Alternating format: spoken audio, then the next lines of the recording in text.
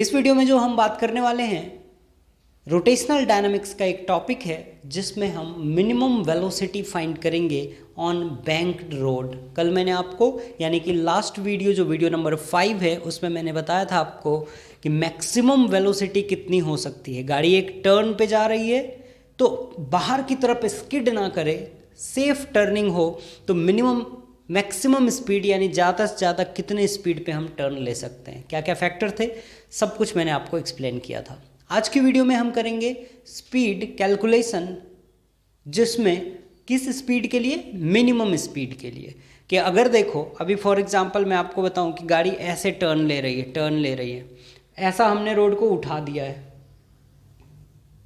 तो स्पीड अगर बहुत कम है तो गाड़ी धीरे धीरे फिसल के इधर इस कॉर्नर को आ जाएगी। तो मिनिमम हम कम से कम कितनी स्पीड रख सकते हैं, मिनिमम कम से कम कितनी स्पीड रख सकते हैं उसके लिए कैलकुलेशन करना है। डायग्राम एग्जैक्टली सेम बनेगा तो आप ध्यान देना। मैं यहाँ से स्टार्ट करता हूँ बिल्कुल कॉर्नर से। ये है हॉरिजॉन्टल प्लेन, यहाँ से ये थीटा एंगल पे रोड को हमने बैंक कर दिया, थीटा एंगल पे रोड को हमने बैंक कर दिया। रोड कुछ ऐसा है, ये मैंने कल आपको बताया था, रोड कुछ ऐसा है। तो अब अगर देखें तो व्हीकल कहाँ पे है, यहाँ पे, यहाँ कहीं व्हीकल है। अब हम बनाएंगे फोर्स, कौन कौन सा फोर्स लगेगा। तो देखना ध्यान से, आप क्या कैलकुलेट करना चाह रहे हो कि वेलोसिटी मिनिमम होना चाहिए। तो मिनिमम वेलोसिटी के लिए बच्चों क्या करना है आपको कि स्पीड कम होगी तो ये खिसक के इधर आ जाएगी इस कॉर्नर पे। बिल्कुल अगर स्पीड कम है, आपने एक्सीलरेटर छोड़ दिया, बिल्कुल एक्सीलरेटर प्रेस ही नहीं कर रहे, एक्सीलरेटर आप प्रेस ही नहीं कर रहे हो तो गाड़ी बिल्कुल धीरे धीरे इस कॉर्नर को आ जाएगी। ज़्यादा एक्सेलरेट करेंगे तो बाहर चली जाएगी। वो तो हमने कर लिया है वीडियो 5 में कैलकुलेशन, लेकिन इस वीडियो में हम करने वाले हैं अंदर की तरफ कितनी स्पीड पे रखें कि ये गाड़ी खिसक के इधर ना आए। तो इस बार मोशन कहाँ होने वाला है, गाड़ी ये जो स्लाइड होने वाली है कहाँ होने वाली है, इस तरफ होने वाली है। देखो ये रोल कर रहा है, ये खिसक के इधर आती है सेंटर की तरफ, क्योंकि स्पीड बिल्कुल ही कम है। तो कितनी स्पीड रखेंगे कि ये सेंटर की तरफ ना आए, आराम से टर्न हो जाए। तो यानी मिनिमम स्पीड कैलकुलेट करना है। तो मोशन इस बार किधर होने वाला है, इस तरफ। तो इसको बचाने के लिए फ्रिक्शन कहाँ लगेगा, मोशन के ऑपोजिट डायरेक्शन में। क्लियर है इतना। तो फ्रिक्शन हम लगा देंगे यहाँ इस गाड़ी के ऊपर इस तरफ। ये हो गया हमारा F/s। बहुत सिंपल है। फ्रिक्शन मोशन के ऑपोजिट, गाड़ी कहाँ इस बार स्पीड कम है, मिनिमम स्पीड फाइंड कर रहे हैं हम, तो गाड़ी यहाँ से खिसक के इस तरफ आना चाहेगी, इस तरफ सेंटर की तरफ। देखो ना गाड़ी ऐसी घूम रही है ऐसी, तो स्पीड है ही नहीं तो खिसक के इस कॉर्नर को आ जाएगी।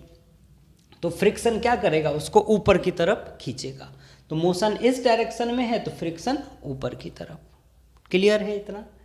आपको एक चीज़ पता है, जो नॉर्मल फोर्स होता है वो नॉर्मल फोर्स कहाँ लगता है, सरफेस के परपेंडिकुलर में।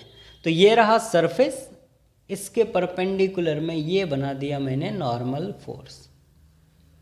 ये है normal reaction force perpendicular to the surface, normal reaction force perpendicular to the surface.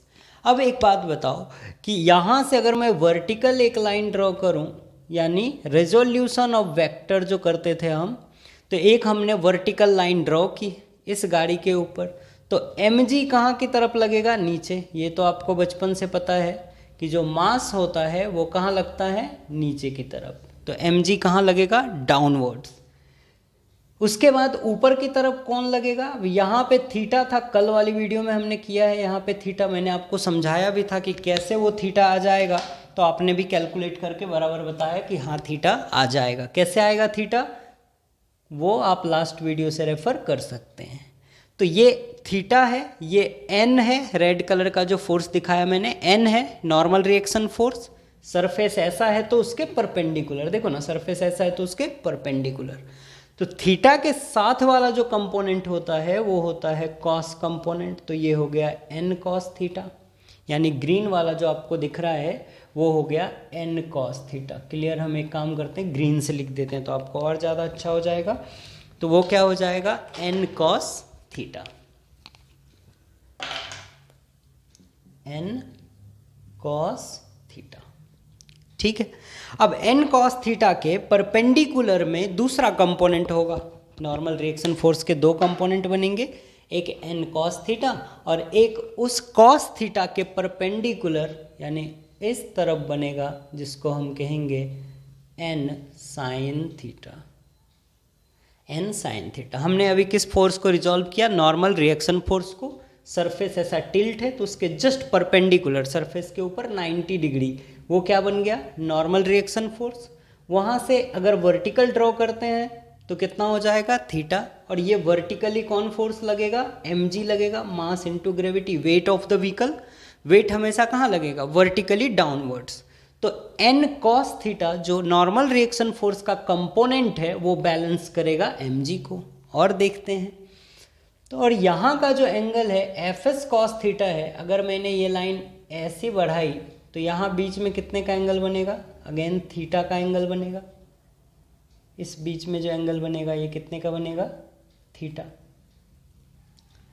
तो वो थीटा है, ये fs है, तो ये वाला जो कंपोनेंट, ये जो ब्लू वाला कंपोनेंट है, ये क्या बनेगा? fs cos theta. fs force of friction, उसके साथ में एंगल है, एंगल के साथ में जो बनता है वो कौन सा कंपोनेंट होता है? Cos component. तो fs cos थीटा हो गया। तो आप एक बात बताओ बच्चों कि fs cos थीटा है और उसका दूसरा नीचे की तरफ जो बनेगा वो क्या बनेगा? नीचे की तरफ जो बनेगा वो क्या बनेगा? fs sin theta.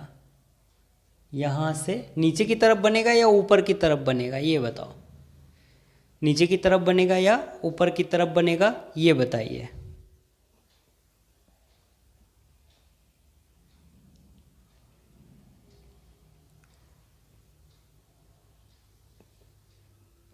ऊपर की तरफ बनेगा।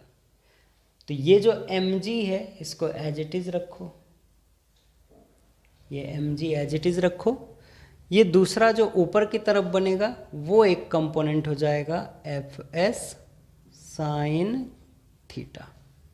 fs साइन थीटा हो गया, काम खत्म है। अब आपको बस कैलकुलेट करना है, 2 मिनट लगेगा। एक फटाफट आपको एक्सप्लेन कर देता हूँ। चलो देखो, गाड़ी कहाँ आना चाह रही है? इस तरफ। फ्रिक्शन बचाना चाह रहा है उस तरफ।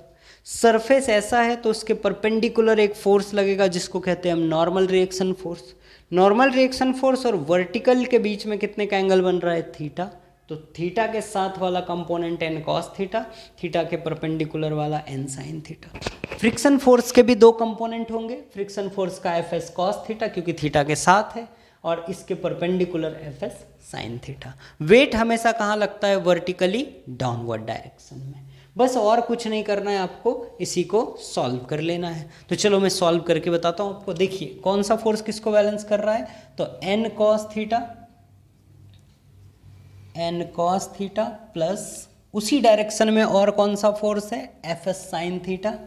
fs sin थीटा मतलब फोर्स ऑफ फ्रिक्शन का साइन कंपोनेंट, और ये दोनों मिलकर के किसको बैलेंस कर रहा है? mg को। ये हो गया इक्वेशन नंबर 1।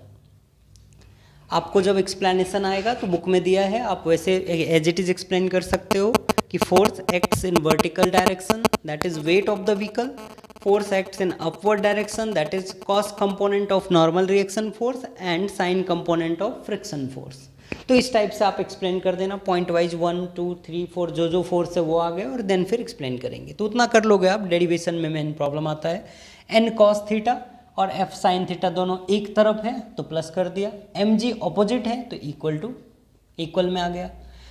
अब हॉरिजॉन्टल फोर्स कौन कौन से हैं? n साइन थीटा, तो n sine theta is equal to, इस तरफ कौन कौन सा लगेगा? बाहर की तरफ कौन सा फोर्स लगता है? तो f cos theta, f cos mv square upon r।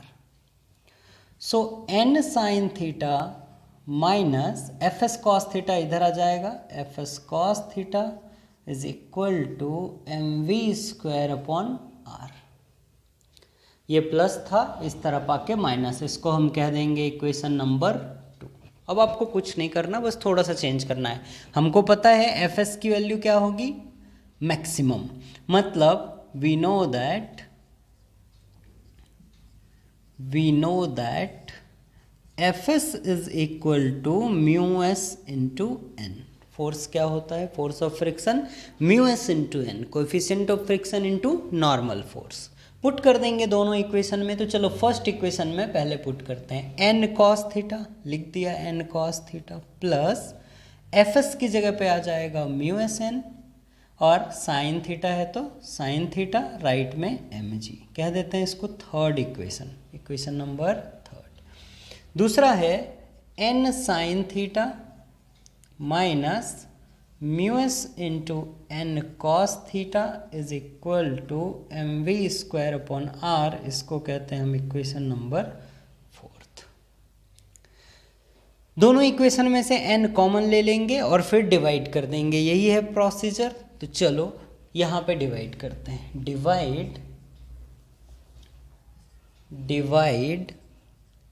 Equation third by 4, divide equation third by 4। तो कर देते हैं, लेफ्ट वाला लेफ्ट से डिवाइड होगा, N cos theta plus mu S N sine theta left में है, ये डिवाइड हो गया किससे? N sine theta minus mu S N cos theta से। राइट में क्या बचा? M G upon M V square upon R, M से एम कैंसिल, लेफ्ट में एन कॉमन लेंगे तो cos theta plus mu S sine theta, क्योंकि N तो बाहर आ गया, आप देखो एन यहाँ भी था तो हमने कॉमन ले लिया ब्रैकेट के बाहर। नीचे भी डिनोमिनेटर में भी as it is N common ले लेंगे, क्या बचेगा? यहाँ एन साइन थीटा में से एन बाहर गया तो क्या बचा? Sine theta minus mu S cos theta is equal to G upon V square upon R. अब आप सिंपल सोचो कि ये भी स्क्वायर अपॉन आर डिवाइड में है, मल्टीप्लाई में लेंगे तो क्या हो जाएगा? रेसिप्रोकल हो जाएगा। तो लिख देते हैं एन से N cancel, cos theta plus mu S sine theta upon sine theta minus mu S cos theta. Mu S मतलब स्टैटिक फ्रिक्शन का कोएफिशिएंट है, इसलिए म्यू एस। एफ एस मतलब फ्रिक्शन फोर्स बट स्टैटिक। तो G multiply है, उसके साथ में कौन चला जाएगा? आर ऊपर और वी स्क्वायर नीचे। नीचे क्या था डिवाइड में? वी स्क्वायर अपॉन आर, तो ऊपर मल्टीप्लाई में लिया तो आर अपॉन वी स्क्वायर। अब कुछ नहीं, क्रॉस मल्टीप्लाई कर लो, वी स्क्वायर यहाँ आ जाएगा, cos theta plus mu S sine theta. Right में आर जी पहले से था, ये वाला पूरा टर्म चला जाएगा राइट में, तो क्या बनेगा? यहाँ से लिखता हूँ, cos theta plus mu S sine theta, और राइट में आर जी पहले से था, आर जी या जी आर मल्टीप्लाई में चलता है, एक ही होता है, तो sine theta minus mu S cos theta, इतना आ गया, sign theta minus mu S cos theta. हमको क्या चाहिए? वेलोसिटी चाहिए, तो मैं v इज इक्वल टू क्या करूँगा? इस पूरे मल्टीप्लाई में जो टर्म है राइट में ले जाके डिवाइड कर देंगे। तो राइट में पहले से कौन है? Are G sine theta minus mu S cos theta upon cos theta plus mu S sine theta, ये है वी स्क्वायर की वैल्यू। अब राइट में एक काम और करेंगे हम, न्यूमरेटर और डिनोमिनेटर को कॉस थीटा से डिवाइड करेंगे। क्यों ऐसा? ताकि टेन थीटा के टर्म्स में हमको आंसर मिले। तो एक दो स्टेप और है, divide both numerator and denominator by cos theta in RHS में दोनों को, न्यूमरेटर और डिनोमिनेटर को हम किससे डिवाइड करेंगे? कॉस थीटा से। तो क्या लिखेंगे? V square is equal to R G sine theta upon cos theta minus mu S cos theta upon cos theta. ये हमने डिवाइड कर दिया न्यूमरेटर को, देखिए न्यूमरेटर यही था, उसको हमने दोनों को कॉस से डिवाइड कर दिया, ठीक है।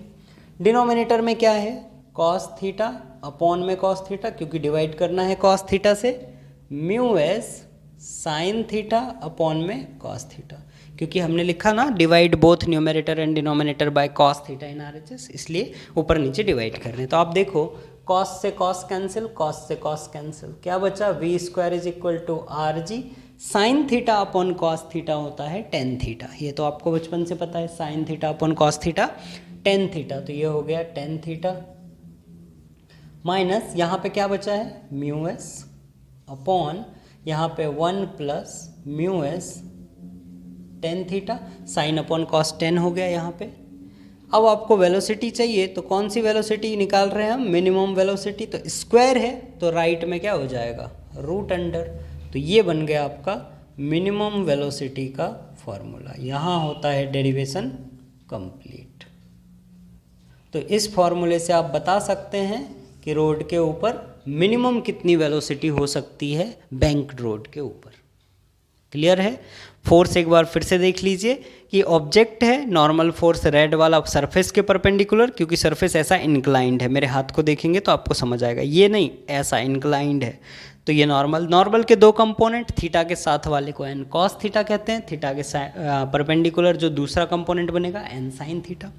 फ्रिक्शन मोशन इधर होना चाह रहा है, फ्रिक्शन उसको ऑपोजिट खींचेगा, तो एफ एस के दो कंपोनेंट बनेंगे, थीटा के साथ वाला F S cos theta, theta के परपेंडिकुलर वाला एफ एस साइन थीटा, और M V square upon R जो सेंट्रीफ्यूगल फोर्स है वो भी उसी तरफ लगेगा। तो हम इक्वेशन लिखेंगे, तो एम जी किससे बैलेंस हो रहा है, एन कॉस थीटा और एफ एस साइन थीटा से, तो N cos theta plus F S sine theta equal to M G. Horizontal कौन कौन सा फोर्स है, N sine theta equal to, ये दोनों प्लस हो जाएगा क्योंकि दोनों की डायरेक्शन सेम है। देन हमने एफ एस कॉस थीटा को लेफ्ट में लाया, तो यहाँ प्लस था तो लेफ्ट में आके माइनस। फिर हमने क्या किया, एफ एस की value mu S N put कर दिया, म्यू एस एन पुट करने के बाद इक्वेशन थर्ड और इक्वेशन फोर्थ लिख लिया, फर्स्ट और सेकेंड इक्वेशन को। देन हमने क्या किया, इक्वेशन थर्ड को फोर्थ से डिवाइड कर दिया, एम से एम कैंसिल, एन से एन कैंसिल, और फिर उसके बाद एक्सप्रेशन सॉल्व किया। Then V square is equal to ये मिला, और फिर पूरे इक्वेशन में right hand side R H S को कॉस थीटा से डिवाइड किया। क्यों कॉस थीटा से डिवाइड, क्योंकि हमको टेन थीटा के फॉर्म में लाना है फॉर्मूले को। ठीक है, तो आई होप कि आपको समझ में आया होगा। तो अगर आपको वीडियो पसंद आ रहा है तो सब्सक्राइब करें, लाइक एंड शेयर करें। थैंक्स फॉर वॉचिंग, मिलते हैं नेक्स्ट वीडियो में कुछ अलग कंसेप्ट के साथ, जिसमें मैं आपको बताऊंगा कोनिकल पेंडुलम के एक्सप्रेशंस के बारे में। ठीक है, थैंक यू।